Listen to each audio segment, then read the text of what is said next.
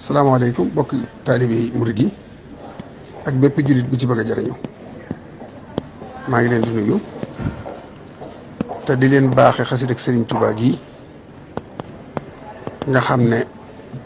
jullit yëpp a taxoon mu def ko ak mboolem ñu aju ci moom te aajo woo saafaru ci jëpp tawat ak kaaraange ci bépp noonu sunu maam Cheikh Ibrahima Fall moo ko yónnee woon ab bataaxel di ko wax tawat bi muy jàmbat te bëgg ca saafara mu tontu ko joxe xasida gii waaye mu mel ne murid yëpp a tax mu def ko ndax néewut fahaaka dana fahaakum hasil abyaata murid yëpp da ko jaarale ci sunu maam jooju di Cheikh Ibrahima Fall waaye bu ca noppee it murid yëpp a ko bokk ku ne mën na caa jariñu ci sa pas-pas waaye itam jullit bu ne mën na caa jariñu ci sa pas-pas kon fii jamono ji toll tawat jii di wëreelu ñëpp tiit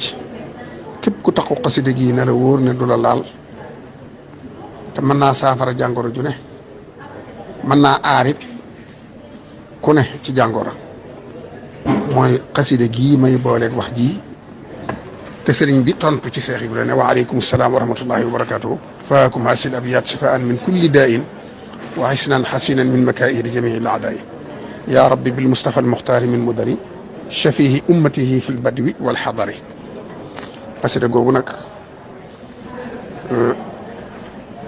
ku ko mën nga di ko def suba ngoon ku ko mën sax nga di ko def julli gu ne nga jàng ko ku ko mënoon sax bu la neexee di ko def juróom-ñaari yoon julli gu ne bu fekkee da ngaa yor ay gone te mënuñoo jàng wala koo xam ne mënta jàngi na ko bind def ko saafara jàmb ko def ko saafara ñëpp naan ci ma dolliwaat rek feddiliwaat bayit bi ma waxoon ci Mawaahibu salli wa sallim alal mukallim wa door yansim wasum yaay muy bayit bi nga xam ne benn tomb amu ci moom it ku ko bind naan ko def ko saafara naan ko